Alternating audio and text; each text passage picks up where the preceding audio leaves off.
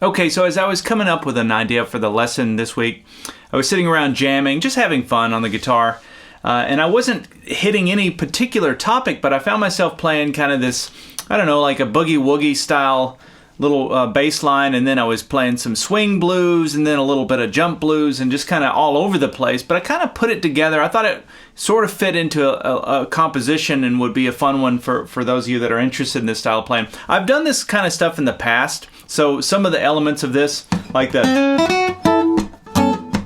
kind of thing, you've heard that probably in other lessons. I'm sure I've used that somewhere else. But anyway, I thought it'd be good to just kind of put it together in this little composition. I need a title for these things. I never have titles for them. I just sort of put them out there and see what happens. But anyway, that's what we're going to be doing. We're going to break this all down note for note, everything I played in the intro. And I've got this split into 2 videos. So in this video, we're going to go through the first part of that. If you'd like to learn the second part, as well as download the tablature for everything, and also access the on-screen tab viewer, which is interactive. You can highlight sections, you can loop them, you can slow down the playback, all that kind of stuff. You can get those things by going to activemelody.com, go to the weekly lessons page, and do a search for EP454. All right, so we're going to be playing this in the key of A, and our starting point, or our home base, is right here. That's an A chord using the E shape out of Caged, the Cage system. And if you're not sure what I mean when I say the Cage system, that's a course. There's a course that's available to you as a premium member. I have that at Active Melody, so you can check that out. Just click on the Start Here button that you'll see at the top when you log in. Anyway, we're going to start here on this 5th fret, 6th string. That's going to be our root note, and we're going to do a little bass walk up. And I'm going to play each of the notes twice, like this. So it's down, up, down, up, down, up with the right hand. And actually, I slid into that first note. So this is what we're going to learn. So it's 5th fret, and then there's the 4th fret, 5th string, 7th fret, 5th string. You're going to hit that with your pinky. Now watch this. This is a cool thing. I'm going to talk through this here in a minute, but what we're going to do is we got our ring finger on the 5th fret, 3rd string, index finger is on the 4th fret, 4th string, and we're going to hit that and slide up one. So we have, and what this is, if you think about the chords that this is coming from, it's really just the 2 notes from the A7 chord. If I were to play an A7 like this and play just strings 4 and 3, it's those 2 notes. So that's where it's coming from, and I'm sliding into it. Now what's interesting about this, and this will be a big light bulb for some of you out there, if you think of your 1-4-5 progression, that's your 1 chord. Now watch this, slide down 1, that's your 4 chord, because look, it's 2 notes in the D7, and then you go back to your 1, and then I can slide up 1 this way, and that's my 5 chord. So there's my E7, D7, back to my A7. So you could run with that. If you think about that, when you're improvising, you can work that into your leads, you can work that into your rhythm, little rhythm comp. You can go to the 4 chord. Anyway, I just wanted to throw that out there because I use that quite a bit. But that's what I'm doing. I'm sliding into that, in that bass line. So we have, now we're going to go back down on the 4th string. Going back down the same notes we played coming up, and then we land on that 5th fret, 6th string. So all together.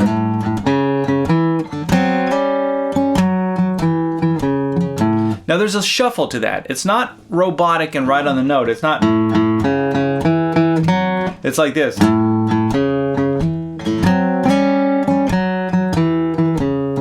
Now after that,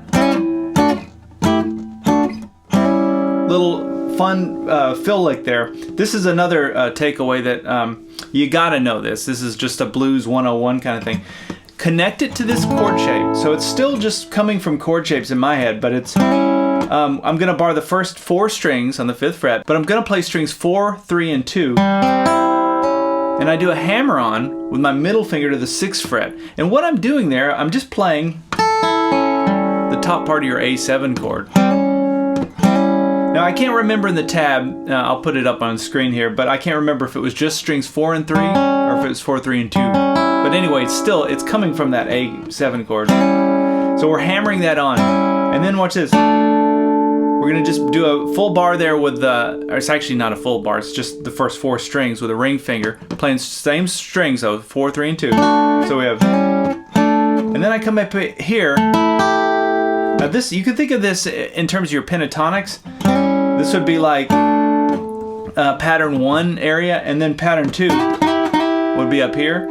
But I included that 7th fret 4th string. So really what this chord is an A7 chord. It's an A7 triad. So you have A7 triad walking to another voicing of an A7 triad. And then down. Now there's different ways you could play that timing wise. I think the way I played it was something like that. You could do it just on the beat like that, or you could go,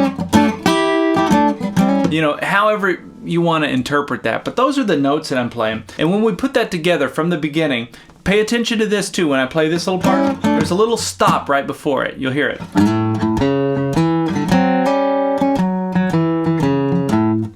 There it is. Okay, so that's the first part. We're going to play the same thing, same cadence, but we're going to play it over the D chord. And the nice thing about the way that it's set up with the guitar is you just switch strings now. So we're going to start on the 5th string instead of the 6th string. Same frets though. So we're going to do that same bass walk up, starting on the D note here, 5th fret, 5th string. However, this time, when we get to the chord part, we're going to come down here and play it here, just like I showed you. So think of that as the 2 notes from your D7 chord. So we're going to slide into those, and then we're going to walk back down from that 3rd string. So it's like, and actually hit that with your index finger. So let's try that again from the beginning. We have,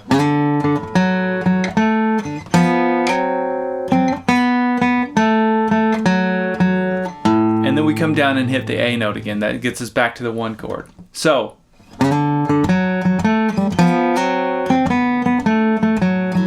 and then the same little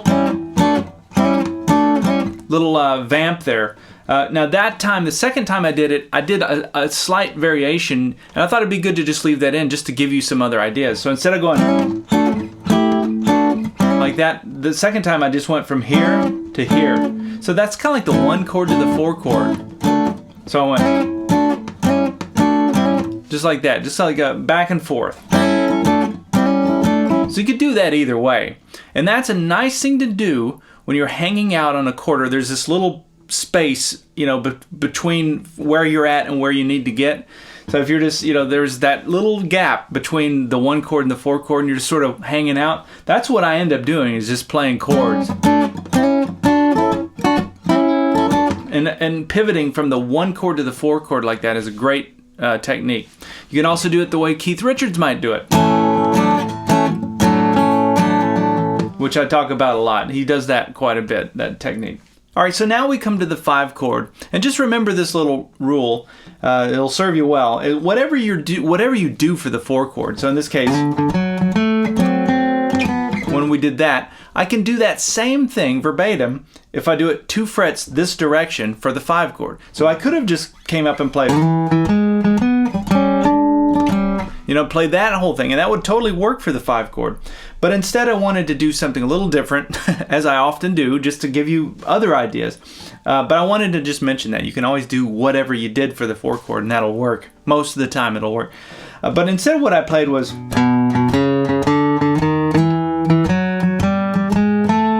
a little walk up like that. Now this walk up would be the equivalence chord-wise of playing a 2-5-1. So it'd be like playing the 2 chord, which would be your B minor, and then the 5 chord, which is your E or E7, and then back to your 1 chord. And that would be like what the bass part would be playing underneath that. But we're playing it chromatically, so we're kind of hitting every note along the way. So it's not as easy to see what's going on, but that's really what I'm hearing is a 2-5-1. So it's 7th fret, and we play that with your pinky. And then we're going to come to the 4th fret, and we're just going to walk it up. 4, 5, 6, 7 on the 5th string. And then we're going to do the same thing on the 4th string. It's actually fairly easy. 4, 5, 6, 7. It walks us all the way back to the A note. So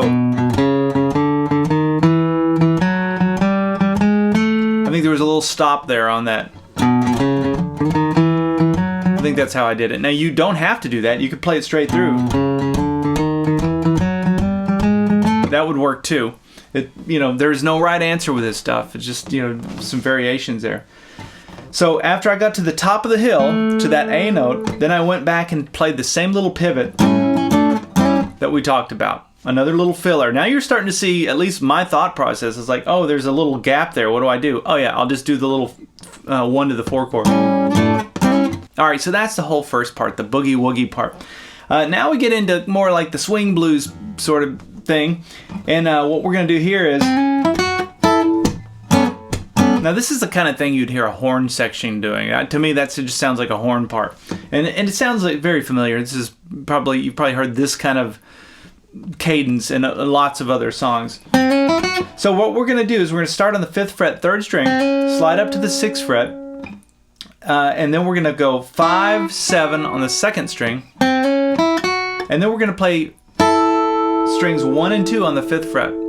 Now look at what we're doing there. Connect it to your A chord using the E shape, or just the triad, just the top 3 strings there. That's probably the easiest way to see it. We're just kind of building the triad. The only extra note is this 7th fret, 2nd string, and that note would be like your 6th. So if you played the chord with that note, you'd be playing like the 6th chord, which we'll get to in just a minute. So that's the walk up, and then so that's the call. You can think of it like a call and response. Then the response to that would be. And what I'm playing for that is an A9 chord. Now there's different ways we can do an A9, and I love this voicing. It's just so big and full. So pinky on the 5th fret, 1st string, index finger on the 2nd fret, 2nd string, and then middle finger on the 4th fret, 3rd string, and then ring finger on the 5th fret, 4th string. Now I realize that feels a little bit like a stretch, but you'll find that it's actually pretty easy to grab this. Like, my fingers are kind of short and they don't always cooperate with me, but this chord I can always just grab pretty easily because it's really more of a muscle memory thing than any sort of intense finger workout. This is also the same chord that's used in Freddie King's Hideaway. So the breakdown where it's played knee, but that's the same voicing of that. That's where I got that idea for that chord. But if you want to use this chord going forward in anything you do, just remember your pinky is on the A note. It's on the 5th string, which is, you can think that's where your bar chord is. That's where you would put your pinky or put your finger to make that chord. So hopefully that connects the chord to something tangible so you can use that chord in anything going forward. And you can just play the notes of it. You can arpeggiate it if you're, playing lead or whatever. So we have... Now we're going to come back to the same call, but the difference is, we did an octave thing, so I go, that's the same, and then I played the A note down here, which is 7th fret, 4th string. Now, I could have played the same call.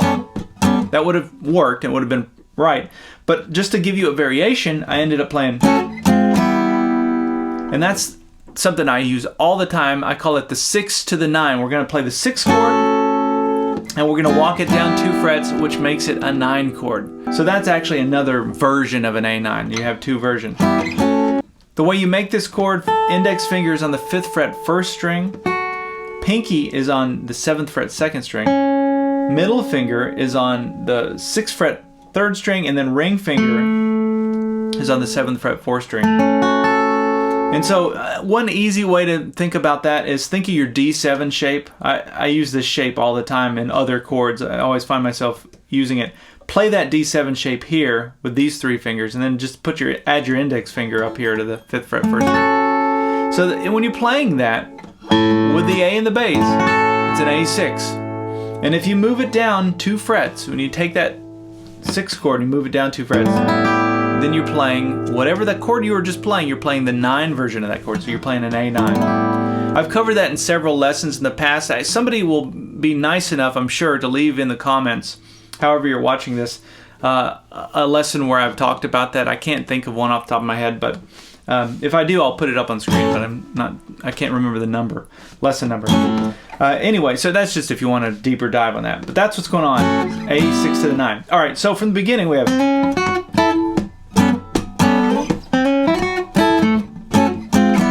Now we're going to repeat the call again. Same call, but this time, we go to the 4 chord. And the 4 chord is just a D9. And the way I'm making it is the simple way to do it, where we're just playing the first 4 strings. So we're barring the first 3 strings on the 5th fret, and then our index finger is on the 4th fret, 4th string. So it goes like that. So, and then we go back to. Actually, the second, the next time I went, I think I did the octave thing, and then I went. So that was the response that time. Same A6 chord that we just played, but I just slid it down 1 fret and slid it back into itself. And that's just another variation. These are just variations on chord voicing, things that you can do when you're comping. You've got that, now you've got this, and then you've got, right? Just some different ideas. Okay, and then we go to the E chord, or the 5 chord. So I landed on that note, which is your E note. And then I went. So it's the same voicing as that D9 chord, but just like I said, anytime you want to, whatever you're doing for the 4 chord, you can just move up this direction 2 frets to do the same thing for the 5 chord. That's exactly what I did there. Right? Slid into it, and then the final little lick here. Pinky on the 8th fret 1st string, we come up to the 9th fret, and then 1st string, and then down to the 5th fret 1st string. So we have, and then that's just 7, 5 on the 2nd string, and then back to the 7th fret, or 5th fret 1st string. So altogether that lick goes. And the final little thing I played after that, the final response, was my old fallback, which was the 1 chord to the 4 chord, back to the 1 chord, just like we've done many times now.